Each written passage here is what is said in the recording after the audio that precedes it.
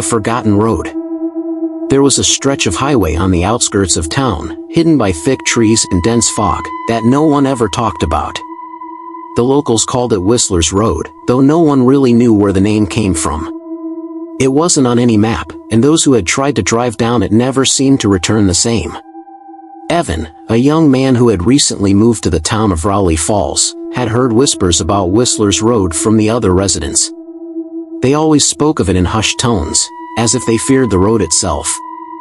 He was new to town and, like most newcomers, dismissed these superstitions as old myths meant to scare children or pass the time in the long, quiet evenings.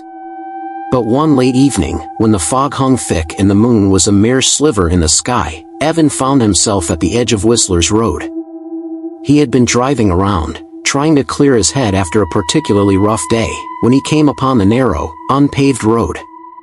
It was barely visible in the mist, but the pale outline of the road seemed to beckon to him. Curiosity got the best of him. He turned his car onto the gravel and began down the winding path.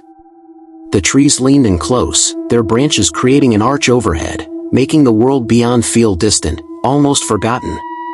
The sound of his tires crunching against the stones was the only noise he could hear, and even that seemed muffled by the thick fog that clung to the ground.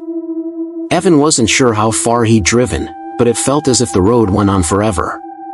The trees were now so dense that even the moonlight couldn't break through, and the air was unnaturally cold.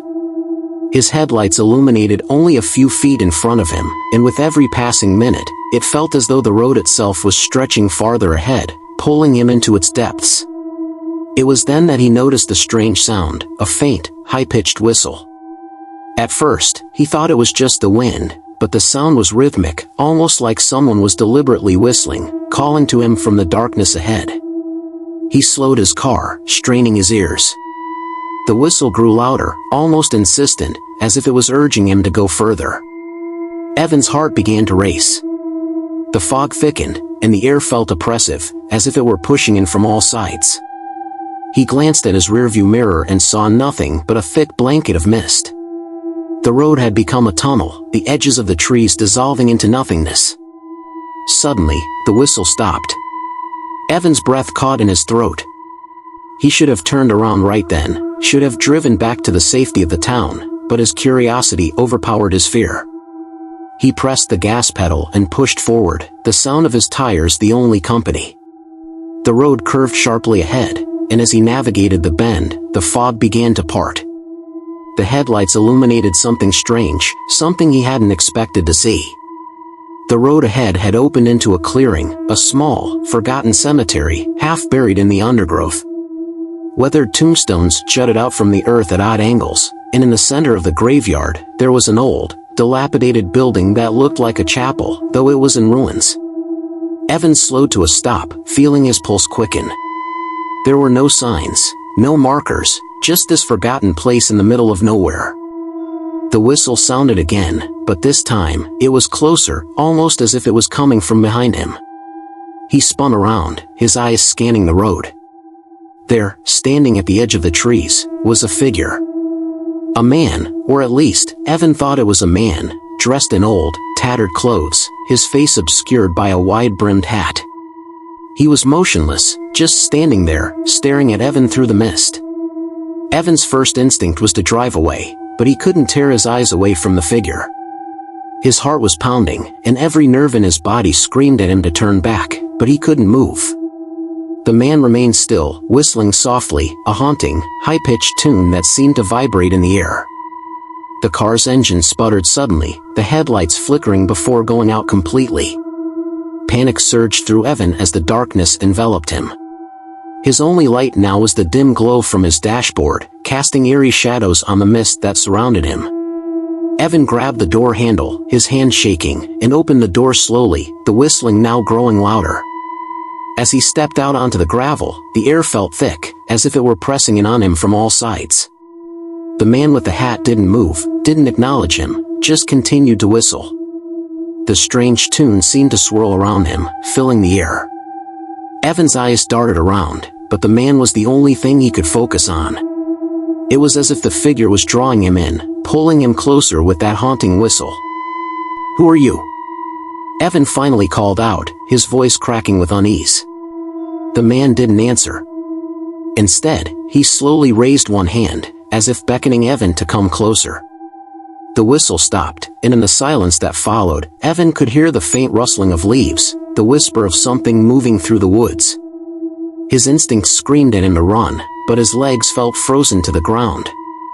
He took a hesitant step forward, his breath visible in the cold air.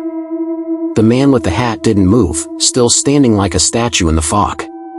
As Evan closed the distance between them, the man's figure began to blur, fading in and out like a mirage. It was then that Evan noticed something that chilled him to his core. There were no eyes under the brim of the hat, only darkness. The man's lips parted, and in the silence of the fog, Evan could hear his voice, low and rasping. "You shouldn't have come down this road, boy." Before Evan could react, a gust of wind blew through the clearing, and the figure vanished into the mist. The whistle started up again, distant now, but unmistakable.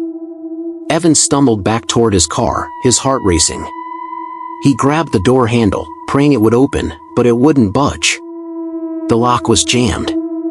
Panic surged as the whistle grew louder, closer. He frantically pulled at the door again, but this time, he could hear something else, something far worse, footsteps, slow and heavy, coming from behind him. With a final yank, the door popped open. Evan jumped into the driver's seat, slamming the door shut, and turned the key in the ignition. The engine roared to life, and he slammed the gas pedal, tearing away down the road. But the road, it was different. It no longer seemed familiar. The fog was denser than ever, and the trees on either side were closing in like a trap. No matter how fast he drove, the road stretched on, endless, looping back on itself, and the dark figure appeared again in the mist, standing in the middle of the road, whistling softly. The last thing Evan saw before he blacked out was the figure's hat tipped low, the black void where eyes should be, and the whisper of the wind calling him to follow. The next morning, a search party found Evan's car on the side of the road, the engine still running, the door wide open. But Evan was nowhere to be found. The fog had lifted, and Whistler's Road was once again just a forgotten path, hidden in the woods. No one knew what happened to Evan. But if you drive down Whistler's Road on a foggy night, you might still hear the whistle, calling someone else to follow. Thank you for watching. If you enjoyed this, don't forget to like and subscribe.